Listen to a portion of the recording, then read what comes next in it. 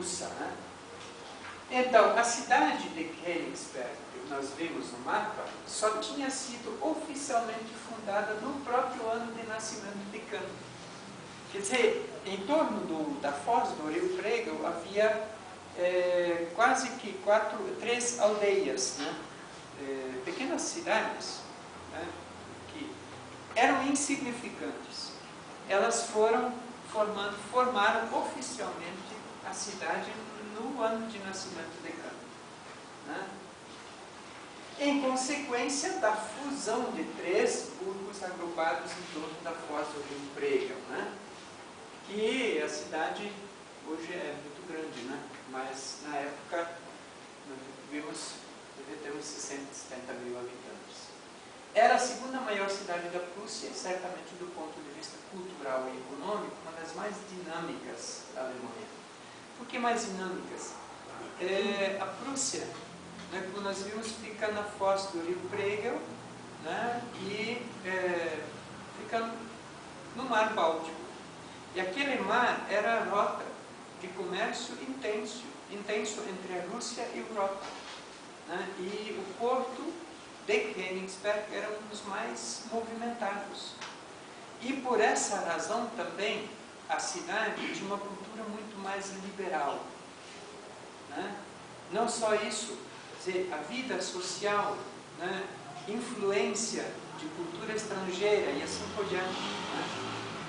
Bom, a sua população na época de Kant, aí por volta de 70, né? Era de 70 mil habitantes. Grande, né? Uma cidade da época. Pequena, a segunda maior cidade da Prússia Oriental. Da Prússia. A parte de suas ligações marítimas com o resto da Europa e com o mundo, a cidade funcionava também como capital regional, abrigando uma universidade, Albertina, fundada pelo príncipe Albrecht em 1544, e uma vibrante cultura provincial de jornais, revistas e livrarias bem ao corrente dos últimos lançamentos das feiras do livro de Leipzig e Frankfurt.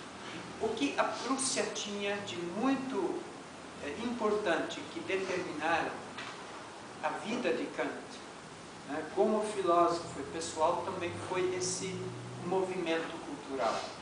Königsberg tinha vários jornais em que Kant publicava.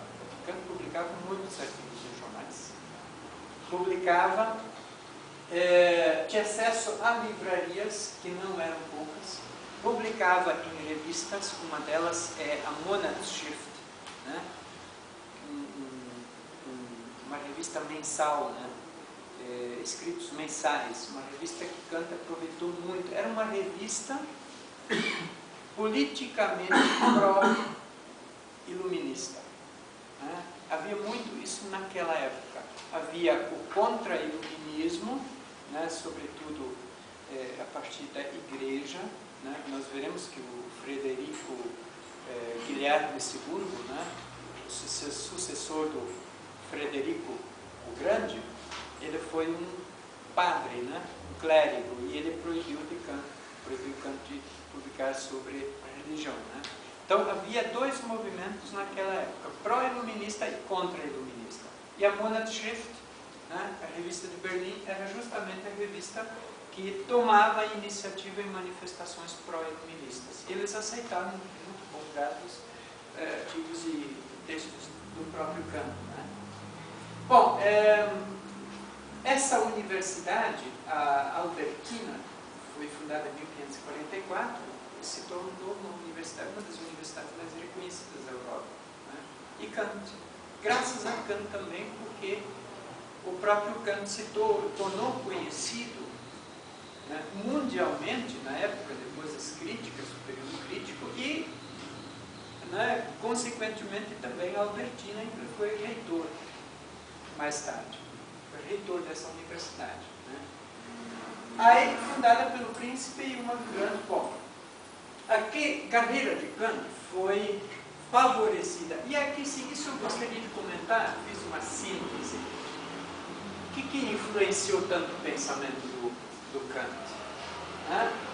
O clima relativamente liberal e a abertura social característicos da maioria das principais cidades portuárias. Königsberg era um porto e tudo o que se construiu, né, em torno dele. Uma rota de comércio.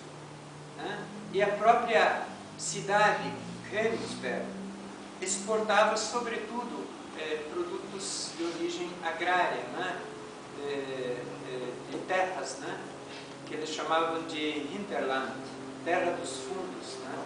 Que era o porto, e Königsberg tinha, em direção às montanhas, né, vales enormes em que eles produziam produtos agrícolas para exportação, exportavam para a Europa e para a Rússia. Né? Então, era um porto em que se importava e se exportava. Né? E por isso, uma cultura muito liberal. Né?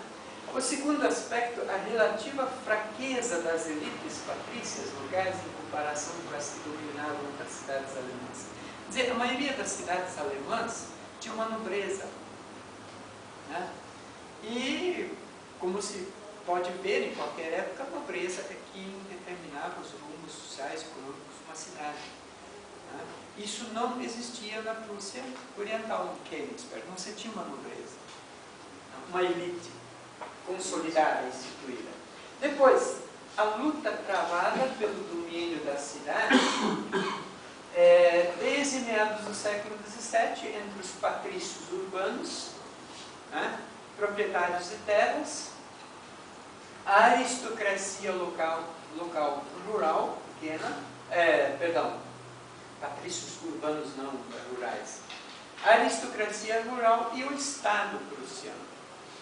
O Estado prussiano e, claro, o Estado prussiano sempre levou a melhor nesse conflito entre ruralistas, que não é os ruralistas brasileiros, né? Mas é um núcleo urbano, elite, entre aspas, ainda não elite, né? Urbano, o setor rural e o próprio Estado, né? O rei da Prússia. Havia esses três poderes, como tivemos na África do Sul, né, no tempo do apartheid, né, huguenotes, por um lado, os químanos nativos, por outro, holandeses, nativos e ingleses, né, por outro lado, essas três forças em guerra permanentemente. Era mais ou menos o que se tinha aqui, claro que não tão claro explicitamente, né. Quer dizer, não se tinha ainda um núcleo, né? Uma elite, uma nobreza, um poder instituído. Né? Isso favoreceu, né, que pessoas de origem humilde pudessem ter uma ascensão social. Né? E aí sim, o declínio observado na trajetória das universidades alemãs, esse é um aspecto importante, desde o final do século XVII, o qual prosseguiu no século XVIII com a queda no número de matrículas, por conseguinte com a diminuição do prestígio e renda do professorado. O que significa que quem era rico, relativamente abastado, não aderia a essa profissão. Né? Então, dava chance para os pobres. Né? Os ricos não queriam, não pagavam bem. Diminuía mas por que é que naquela época, como veremos, as universidades, elas pagavam um soldo, um salário só para professores catedráticos, né? Depois de um certo exercício. E Kant, por muito tempo, foi o que eles chamavam de Privatdozent, professor particular. Né? O que é um professor particular? É um professor que ministrava disciplinas na universidade, né? Mas o único soldo dele, salário dele, era o que os alunos pagavam. Então, o que esses professores tinham que fazer para sobreviver? Publicar o que eles chamavam de programata, né? Textos em que eles anunciavam as suas disciplinas. É como vender uma mercadoria. Né? Expunham os programatas, né? Publicavam, muitas vezes com encadenação, uma gráfica, tudo muito bonito, né? E aí o público lia e se matriculava. No início, Kant teve turmas muito pequenas, em que passava fome. No final da vida, a carreira dele chegava a mais de 100 alunos por turma.